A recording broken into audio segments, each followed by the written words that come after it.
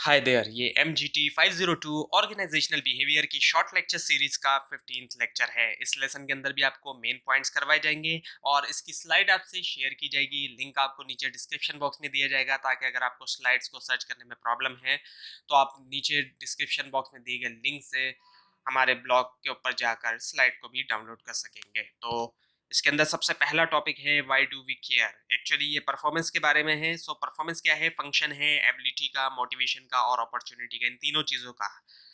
अब इनको आगे चल के डिटेल में समझेंगे कि ये सब क्या है। So work motivation. अब वर्क मोटिवेशन की अगर हम बात करें, सो जो वर्क मोटिवेशन के बारे में यहाँ दिया गया है, ये क्या है? ये साइकोलॉजिकल फोर्सेस हैं जो डिटरमाइन करती हैं डायरेक्शन एक पर्सन के बिहेवियर की ऑर्गेनाइजेशन के अंदर।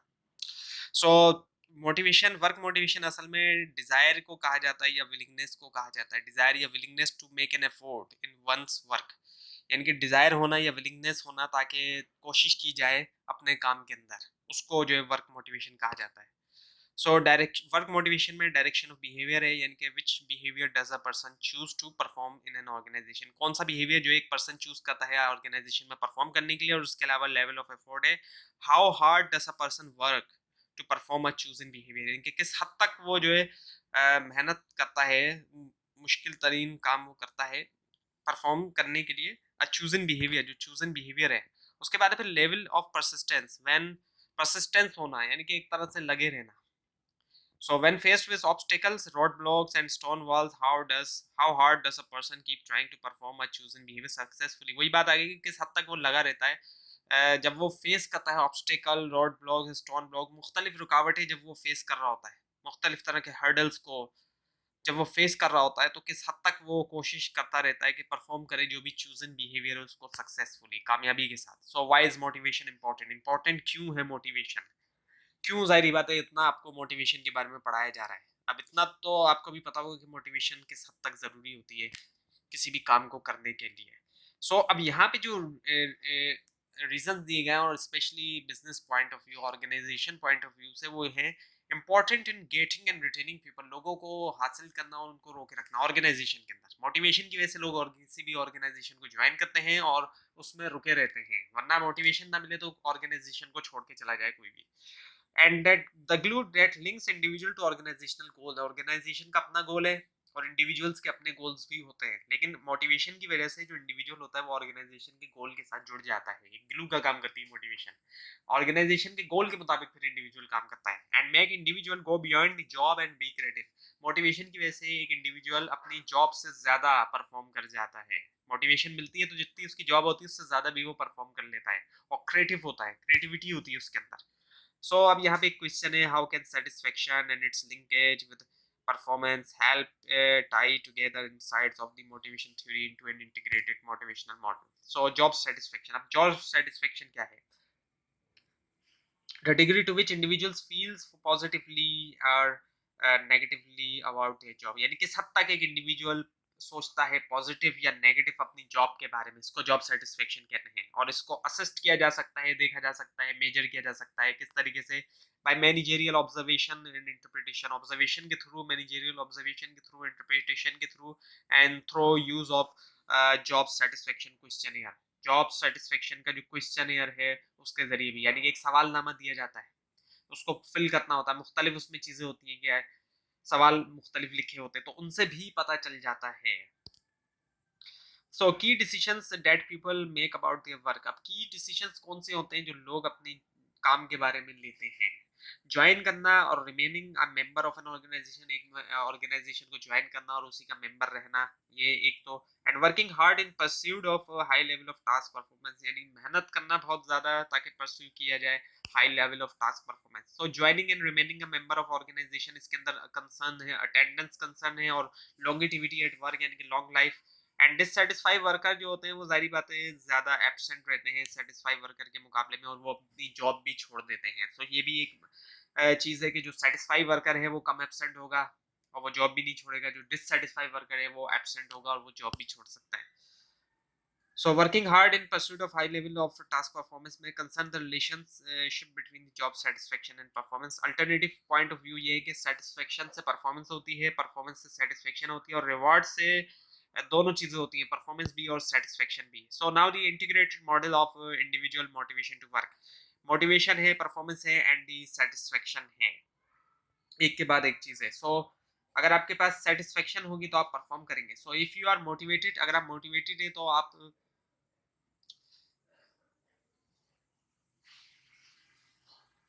परफॉर्म करेंगे, और फिर परफॉर्म होगी तो फिर जो है जाहिर बात है सेटिस्फेक्शन भी होगी। सो स्ट्रेटजीज फॉर मोटिवेटिंग एम्प्लॉयज, जो स्ट्रेटजीज हैं एम्प्लॉयज की मोटिवेशन की। सो बिहेवियरल मॉडिफिकेशन, बिहेवियरल मॉडिफिकेशन के जरिए क्या किया जाता है, रिप्लेस किया जाता है अनडिजायरेबल बिहेवियर को डिजायरेबल के साथ। रिप्लेस कर दिए, जो अनडिजायरेबल बिहेवियर है उसको रिप्लेस कर देंगे डिजायरेबल के साथ। एंड जॉब डिजाइनिंग में क्या होता है, आउटलाइनिंग की जाती है टास्क की, रिस्पॉन्सिबिलिटीज की, क्वालिफिकेशन की, मेथड्स की एंड रिलेशनशिप की, जो कि जरूरी होते हैं परफॉर्म करने के लिए जी गिवन सेट ऑफ जॉब को। So now the job design strategies, तीन तरीके से जॉब डिजाइन की जाती है। इसकी तीन स्ट्रेटजीज हैं। जॉब रोटेशन की, रोटेशन इसके नाम से ही पता चल रहा है कि एक एम्प्लॉय को रोटेट किया जाता है, इनके मूव किया जाता है एक जॉब से दूसरी जॉब में। कभी एक जॉब करवा रहे हैं, कभी दूसरी जॉब करवा रहे हैं, इसलिए किया जाता है ताकि उसको एक्सपीरियंस मिले। स्पेशली ये बैंक के अंदर होता है, कभी एक बंदा कैशियर में बैठा हुआ है, कभी कस्टमर सर्विस पे, तो इस तरह करके उसको मुख्तलिफ जो है वो काम दे के उसको एक्सपीरियंस दिलाया जा रहा होता है। जॉब एनलार्जमेंट होती है, नंबर ऑफ टास्क जो होते हैं किसी भी जॉब के, उनमें इजाफा किया जाता है। जो उसका टास्क है, जितने भी उसने काम करने हैं, उनमें इजाफा किया जा रहा होता है। और जॉब एनरिचमेंट होती है, एनरिचमेंट में ये होता है कि टास्क के अंदर इजाफा किया जाता है, लेकिन साथ में उससे जो है उसकी जो कंट्रोल होता है एम्प्लॉय का या रिस्पॉन्सिबिलिटी होती है, उसमें भी इजाफा होता है। यहाँ पे उसको रिस्पॉन्सिबिलिटी और अथॉरिटी जो होती है उसमें भी उसको इजाफा किया जाता है टास्क के साथ साथ। एनलार्जमेंट में सिर्फ टास्क होता है, यहाँ पे उसकी अथॉरिटी और उसके जो रिस्पॉन्सिबिलिटी होती है उसमें भी इजाफा होता है। सो फ्लेक्सिबल स्केजुअल स्ट्रेटजी, अब यहाँ पे फ्लेक्सिबल स्केजुअलिंग स्ट्रेटजी है। नॉर्मली तो हमारे यहाँ 9 to 5 या 8 to 4 वाली टाइमिंग का हिसाब है, लेकिन flexible schedule working, flexible scheduling strategies का इस्तेमाल हो रहा है। हमारे यहाँ भी कुछ चीज़ें स्टार्ट हो चुकी हैं, लेकिन डेवलप कंट्रीज के अंदर ये चीज़ें काफ़ी ज़्यादा हैं। एक तो फ्लेक्स टाइमिंग है, टाइम जो है वो ही फिक्स नहीं है कि सुबह आए और रात में जाए, ऐसा नहीं है। अब कोई एम्प्लॉय कहता है कि मैं लेट आऊँगा और लेट जाऊँगा, तो ये भी फ्लेक्सिबल टाइम दिया जाता है बहुत से ऑर्गेनाइजेशंस के अंदर। इसी तरह कंप्रेस्ड वर्क वीक है, ज़रूरी नहीं है कि 6 days या 5 days इन वर्क हो वीक के अंदर, 3 या 4 डेज में भी हो सकता है। आवर्स दे दिए कि इतने आवर्स काम करना है, वो 3 या 4 डेज में भी अगर एम्प्लॉय कर लेता है अपना काम, सो 3 या 4 डेज में भी वो अपने आवर कंप्लीट कर सकता है। सो ये भी हो रहा है। उसके अलावा जॉब शेयरिंग भी हो रही है, यानी कि दो लोग काम कर लें, एक जॉब दो लोग मिलके शेयर कर लें। फॉर एग्जाम्पल हस्बैंड वाइफ ने मिलके जो है वो जॉब शेयर कर ली, तो ऐसा भी पॉसिबल होता है। ये चीज़ हमारे यहाँ तो अभी इतनी नहीं है कॉमन, बल्कि बहुत सी चीज़ें तो ऐसी हैं जो लोग जानते भी नहीं है, लेकिन वक्त के साथ यहाँ पे भी ये चीज़ें इम्प्लीमेंट होंगी। और आखिरी वाली टेली कम्यूटिंग, ये चीज़ लास्ट ईयर से स्पेशली काफ़ी ज़्यादा यहाँ कॉमन होने शुरू हो गई। ये चीज़ भी यहाँ पे नहीं थी, लेकिन जाहिर बात है कोरोना के बाद ये चीज़ काफ़ी ज़्यादा यहाँ पे कॉमन हो गई। So the practice of working from home, का घर से काम करना इंटरनेट के जरिए, टेलीफोन वगैरह के जरिए, अब ये चीज़ यहाँ पे भी कॉमन होने शुरू हो चुकी है। सो अब ये नई चीज़ें हैं जो कि वक्त के साथ यहाँ पे भी इम्प्लीमेंट होना स्टार्ट हो जाएंगी। So the importance of motivational strategies की क्या क्या इंपॉर्टेंस है। एक तो फॉस्टर्स एम्प्लॉय लॉयलिटी, यानी कि प्रमोट करना एम्प्लॉय की लॉयलिटी, कितना वो लॉयल है अपनी ऑर्गेनाइजेशन के साथ, एक तरह से वफादार है वो। सो ये चीज़ होती है जब मोटिवेशन मिलती है एम्प्लॉय को। उसके अलावा बूस्ट प्रोडक्टिविटी, प्रोडक्टिविटी बहुत बूस्ट होती है, उसके अंदर बहुत ज़्यादा एक तरह से इजाफा होता है, एक बूस्ट मिलता है प्रोडक्टिविटी को। जितना ज़्यादा एम्प्लॉय मोटिवेट होगा तो प्रोडक्टिविटी जो है उसमें इजाफा होगा। And affects all relationship within the organization. अब मोटिवेशन मिलती है तो जो उसका इफेक्ट है एम्प्लॉयर टू एम्प्लॉई का जो रिलेशनशिप है उसके दरमियान भी इफेक्ट मिलता है, और इसके अलावा भी बाकी दूसरे रिलेशनशिप्स के दरमियान भी, एम्प्लॉय टू एम्प्लॉई रिलेशनशिप में भी।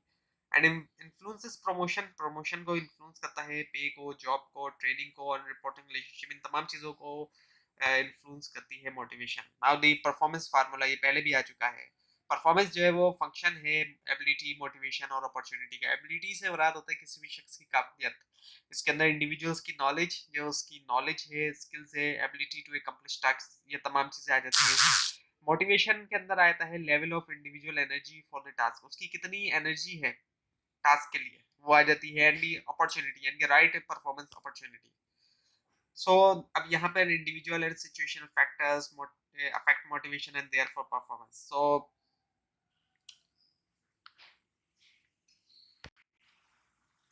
सो बहुत सी चीजें हैं जो मोटिवेशन को अफेक्ट करती हैं और फिर परफॉर्मेंस को भी। मोटिवेशन अफेक्ट होती है तो उससे ही फिर परफॉर्मेंस भी फिर अफेक्ट होती है। So management by objective. अब मैनेजमेंट बाय ऑब्जेक्टिव क्या है? ये एक स्ट्रेटेजिक मैनेजमेंट मॉडल है जिसके ज़रिए इम्प्रूव की जाती है परफॉर्मेंस जो है एक ऑर्गेनाइजेशन की, क्लियरली डिफाइनिंग ऑब्जेक्टिव्स के ज़रिए। और वो जो ऑब्जेक्टिव्स होते हैं वो दोनों एग्री करते हैं, मैनेजमेंट भी और एम्प्लॉय भी। नॉर्मली क्या होता है, जो ट्रेडिशनल अप्रोच होती है वहाँ पे सिर्फ मैनेजमेंट की एग्री करना लाजमी होता है, एम्प्लॉय की एग्री करे ना करे उससे कोई फ़र्क नहीं पड़ता, उसको लाजमी एक्सेप्ट करना होता है। लेकिन इस अप्रोच के अंदर दोनों एग्री होने चाहिए, मैनेजमेंट भी और एम्प्लॉय भी। सो इसका जो प्रोसीजर है, जब इसको आप समझेंगे तो आपको समझ में आ जाएगा कि किस तरीके से दोनों एग्री होंगे। सो superior meets with the subordinate. Superior जो ऊपर के लोग होते हैं वो मिलते हैं नीचे के लोगों से to develop and agree on subordinate objectives, ताकि डेवलप कर सकें और एग्री हो सकें सबऑर्डिनेट के ऑब्जेक्टिव्स के ऊपर। दोनों एग्री होने चाहिए, सुपीरियर भी, सबऑर्डिनेट भी, ऊपर के लोग भी और नीचे के लोग भी। ऑब्जेक्टिव्स होंगे सबऑर्डिनेट के, लेकिन दोनों इस पे एग्री होने चाहिए। एंड पीरियोडिक मीटिंग्स होती हैं, monitor the subordinates project progress in achieving the objectives. Periodically meetings की जाती हैं, यानी कि बार बार मीटिंग होगी, लेकिन पीरियोडिक होने का मतलब है कि बार बार तो होगी लेकिन फ्रीक्वेंटली नहीं होगी। बार बार मीटिंग होगी लेकिन फ्रीक्वेंटली नहीं होगी, ताकि मॉनिटर किया जाए कि सबऑर्डिनेट की कितनी प्रोग्रेस है अचीविंग द ऑब्जेक्टिव्स, ऑब्जेक्टिव्स को अचीव करने के लिए कितनी प्रोग्रेस है, किस हद तक उन्होंने अचीव किया है ऑब्जेक्टिव को। एंड अप्रेजल मीटिंग होती है, evaluates objectives and diagnosis reasons for success and failure. एक अप्रेजल मीटिंग की जाती है जिसमें इवैल्यूएट किया जाता है, एग्जामिनेशन किया जाता है ऑब्जेक्टिव्स को और डायग्नोस किया जाता है रीजंस को सक्सेस के या फेलियर के, यानी कि आइडेंटिफाई किया जाता है रीजंस को। And MBO cycle is repeated, जो एमबीओ साइकिल है वो रिपीटेड है। So money as a motivator. So money as a motivator अगर हम देखें, सो एल्डिफर और मेस्लो के मुताबिक pay should prove specially motivational to people who have lower level need, यानी कि जो लोग ऐसे हैं जिनके पास लोअर लेवल नीड्स हैं उनके लिए पैसा बहुत अहमियत रखता है, बहुत ज़्यादा अहमियत रखता है। आपने कई लोगों से सुना होगा वो कहते हैं कि सिर्फ पैसा ही हमारे लिए अहम है, या हमें सिर्फ पैसा मिल जाए हमारे लिए काफ़ी है। सो वजह यही है कि ये वो लोग होते हैं जिनकी लोअर लेवल नीड पूरी नहीं हो रही होती, जैसे कि फिजियोलॉजिकल नीड, इवन कि उनको खाना तक जो है जारी बात है या तो सही नहीं मिल रहा होता या मुश्किल से खाना उनको मिल रहा होता है, सेफ्टी उनको नहीं मिल रही होती। और हमारे यहाँ तो वैसे भी सेफ्टी एक बहुत मुश्किल है मिलना। तो लोअर लेवल नीड्स भी जिन लोगों को नहीं मिल रही होती है तो उनके लिए खास तौर से पैसा बड़ा अहम होता है, उनके लिए बहुत ज़्यादा पैसा अहम होता है एज कम्पेयर टू जिनकी हाई लेवल नीड पूरी ना हो। हाई लेवल जिनकी पूरी नहीं होती उनको पैसा इतना इंपॉर्टेंट नहीं लगता, वो पैसे के अलावा और भी चीज़ें देखते हैं, उनके लिए स्टेटस भी मायने रखता है। So if pay has this capacity to fulfill a variety of needs, then it should have a good potential as a motivator. So अगर ये फुलफिल करता है वैरायटी ऑफ नीड्स तो ये जो है गुड मोटिवेटर हो सकता है पैसा।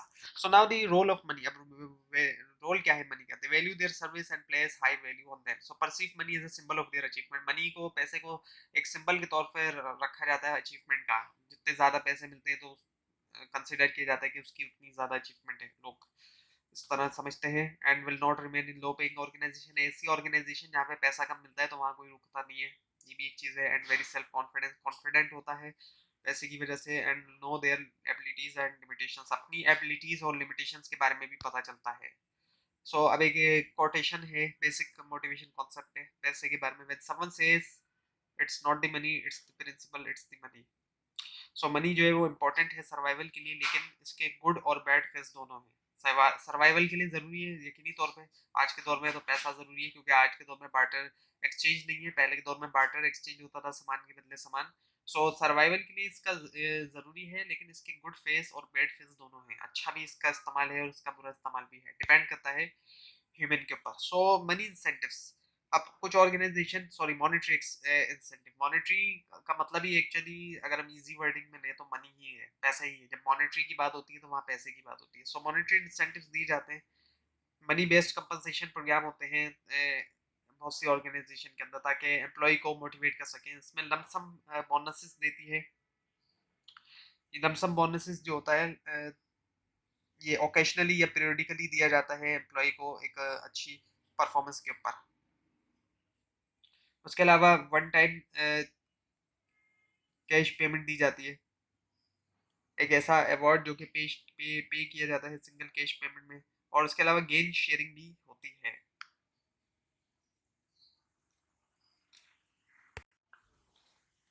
गेन शेयरिंग असल में एक इंडिविजुअल रिवार्ड नहीं होता, बल्कि एक ग्रुप इंसेंटिव होता है।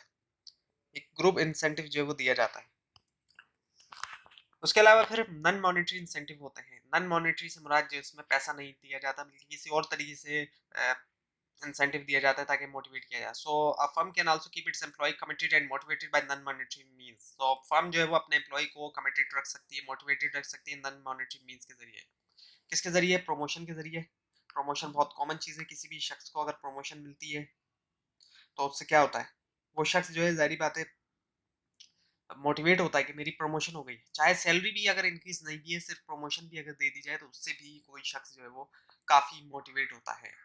उसके अलावा quality of environment could be given. Quality of environment दी जाए और अप्रिसिएशन सर्टिफिकेट दी जाए, किसी भी तरह की अप्रिसिएशन दे दी जाए, जैसे एम्प्लॉय ऑफ मंथ दे दिया जाए, एम्प्लॉय ऑफ ईयर दिया जाए, इस तरह की चीज़ें जो होती हैं। सो यूजिंग पे टू मोटिवेट टीम वर्क। अब टीम वर्क को मोटिवेट करने के लिए क्या दिया जाता है? प्रॉफिट शेयरिंग दी जाती है। Return of some company profit to employ in the form of cash bonus और रिटायरमेंट सप्लीमेंट।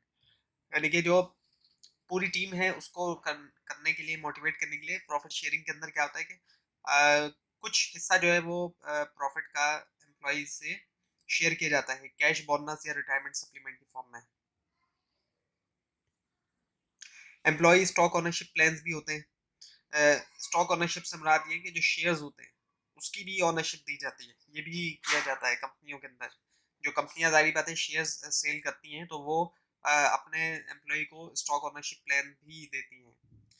और इसके अलावा गेन शेयरिंग होता है, जैसे कि पहले बताया था कि ग्रुप पे इंसेंटिव प्लान है, बेस करता है प्रोडक्टिविटी या performance improvement over which the workforce has some control. So the person as an economist expect, as a economist के तौर पे अगर हम देखें एम्प्लॉय को तो वो क्या एक्सपेक्ट करता है? Return on investment, ROI, time effort commitment, ये तमाम चीजें असल में जो है वो रिटर्न ऑन इन्वेस्टमेंट, वो अपना टाइम एफोर्ट और कमिटमेंट लगा रहा है ऑर्गेनाइजेशन में। कोई शख्स अगर जॉब करता है तो वो भी कुछ इन्वेस्ट कर रहा है। ऐसा नहीं है कि वो इन्वेस्ट नहीं कर रहा, वो अपना टाइम लगा रहा है, अपनी एफोर्ट लगा रहा है, वो अपनी कमिटमेंट लगा रहा है। भले ही वो पैसा वहां से ले रहा है, लेकिन पैसे के बदले वो तमाम चीजें इन्वेस्ट कर रहा है। तो वो ये चीज सोचता है कि जो मैं इतना टाइम, इतनी एफोर्ट और इतनी कमिटमेंट लगा रहा हूँ तो उस पर मुझे क्या रिटर्न मिल रहा है। सो एज एन इकोनॉमिस्ट के तौर पे वो ये चीज सोचता है। उस वक्त वो एज ए इकोनॉमिस्ट सोच रहा होता है। इसके अलावा वो कंपैरिजन भी करता है और इंटरप्रेट करता है रिवार्ड को, पे ऑफ ऑफ अदर, दूसरों से भी जारी बात है वो कंपेयर कर रहा होता है, देखता है, जज करता है कि फेयर क्या है, अनफेयर क्या है, and satisfaction if each party achieves a balance. यानी कि हर एक को बराबर दिया जा रहा है तो जारी बात है सेटिस्फेक्शन होगी। अगर नहीं होगा तो फिर जारी बात है सेटिस्फेक्शन नहीं होगी। और इस बात का अंदाजा हो जाता है, काफी हद तक अंदाजा हो जाता है। Psychological extension to natural economic model, so constructing the value and importance of input output। input output यानी कि जो input लगाया और output से मुराद जो उसका output निकला, and social psychological individual and group। so now the total quality management। अब total quality management जो है एक बहुत बड़ा टॉपिक है। इसके ऊपर पूरा कोर्स भी है, और जो मैनेजमेंट साइंस के स्टूडेंट्स हैं, कॉमर्स वगैरह के, उनके लिए ये कोर्स लाजमी है। सो हो सकता है आपने ये कोर्स शायद पढ़ लिया हो, या फिर आप आगे चल के पढ़ेंगे अगर आप मैनेजमेंट साइंस के, कॉमर्स के स्टूडेंट हैं तो। सो टोटल क्वालिटी मैनेजमेंट असल में है क्या? A systematic attempts to achieve continuous improvement. यहाँ पे जो लिखा गया इसके मुताबिक एक सिस्टमैटिकली तौर पे अचीव की जाती है कंटिन्यूस इंप्रूवमेंट, ऐसी इंप्रूवमेंट जो लगातार हो in the quality of an organization's product, organization की जो प्रोडक्ट है उसकी क्वालिटी के अंदर और या फिर सर्विस के अंदर। सो इसके अंदर होता क्या है कि तमाम जो मेंबर होते हैं ऑर्गेनाइजेशन के वो पार्टिसिपेट करते हैं, हिस्सा लेते हैं, तमाम मेंबर्स। कोई ये नहीं होता कि एक क्वालिटी डिपार्टमेंट है वो है, नहीं, तमाम मेंबर्स पार्टिसिपेट करते हैं, क्योंकि टोटल क्वालिटी की बात हो रही है तो टोटल ही। सो तमाम मेंबर्स पार्टिसिपेट करते हैं इंप्रूव करने के लिए प्रोसेसेस को, प्रोडक्ट्स को, सर्विसेज को और कल्चर को भी जिसमें वो काम करते हैं। तो तमाम मेंबर्स का इसमें जो है वो पार्टिसिपेशन होती है। सो टीक्यूएम एंड मोटिवेशन, अब इसका मोटिवेशन से क्या ताल्लुक है? एन ऑब्सेशन होती है कस्टमर सेटिस्फेक्शन के बारे में, कि कस्टमर को जो है वो सेटिस्फेक्शन प्रोवाइड करनी है, तो ये एक ऑब्सेशन होती है। And concern for good relations with other with suppliers, एक कंसर्न होता है अच्छे रिलेशन का सप्लायर्स के साथ। And search for continuous improvement of process, एक सर्च होती है, तलाश होती है कंटिन्यूसली इंप्रूव करना प्रोसेस को लगातार। And the prevention of quality errors, quality errors जो है, क्वालिटी का जो एरर आ रहा है उसको रोकना। And frequent measurement and assessment, यानी कि बहुत ज़्यादा मेजरमेंट और असेसमेंट होना। एंड एक्सटेंसिव ट्रेनिंग, ट्रेनिंग का एक्सटेंसिव होना, बहुत ज़्यादा होना। And high employ involvement and team work, और एम्प्लॉयमेंट की जो इन्वॉल्वमेंट है वो बहुत ज़्यादा होना, टीम वर्क होना। जैसा कि मैंने आपको बताया कि इसमें तमाम ऑर्गेनाइजेशन के जो मेंबर्स होते हैं वो पार्टिसिपेट करते हैं। सो चैलेंजेस ऑफ मोटिवेटिंग एम्प्लॉय, अब कुछ चैलेंजेस हैं एम्प्लॉय को मोटिवेट करते वक्त। चेंजिंग वर्कफोर्स है, वर्कफोर्स चेंज हो रही है, जो यंगर जनरेशन के एम्प्लॉयज हैं उनके डिफरेंट नीड है and expectations to baby boomer, baby boomers के मुकाबले में। बेबी बूमर्स जो है, ये कॉन्सेप्ट जो है मार्केटिंग के कोर्स के अंदर मौजूद है, स्पेशली जो पुराना कोर्स था उसमें। इसके मुताबिक जो है वो लोग हैं जो वर्ल्ड वॉर टू के बाद जो पैदा हुए, जो वर्ल्ड वॉर टू के बाद पैदा होने वाले जो लोग हैं उनको बेबी बूमर कहा जाता है, वर्ल्ड वॉर टू के फौरन बाद या उसके कुछ सालों बाद। सो उनके मुकाबले में जो यंगर जनरेशन है उनकी जो नीड है वो डिफरेंट है। जो आज की जो जनरेशन है, जो यंग लोग हैं, जो 90s के दौर में बॉर्न हुए हैं या 80s के, लेट 80s के दौर में। So people have more diverse values and result in more variety in what motivates employee. So लोगों की डाइवर्स वैल्यूज हैं, मुख्तलिफ हैं, results in more variety in what motivate employ. So diverse उनकी वैल्यूज की वजह से जो चीज़ें उनको मोटिवेट करती हैं उसमें भी फ़र्क पाया जाता है, वैरायटी पाई जाती है। एक शख्स को कोई चीज़ मोटिवेट करती है, दूसरे को कुछ और कर रही है, तो इसमें बहुत सारी वैरायटी मौजूद है। तो ये बहुत बड़ा चैलेंज होता है देखना कि कौन किससे मोटिवेट हो रहा है। एंड कल्चरल वैल्यूज भी है, globalization has added to diversity, globalization जो हुई है उससे जो है डाइवर्सिटी हुई है। मुख्तलिफ तरह के जो लोग हैं, जारी बात है, एक जगह पे काम कर रहे होते हैं। हमारे यहाँ तो इतना कॉमन नहीं है, लेकिन बाहर आप जाके देखें तो मुख्तलिफ तरह के लोग एक ही ऑफिस में काम करते हैं। हमारे यहाँ कुछ हद तक डाइवर्सिटी पाई जाती है कि शहर के लोग और देहात के लोग एक जगह होते हैं, मुख्तलिफ शहरों से आए हुए या मुख्तलिफ देहातों से आए हुए लोग मिलते हैं। लेकिन बाहर तो ऐसा होता है कि कई डिफरेंट कंट्रीज के लोग एक साथ काम कर रहे होते हैं।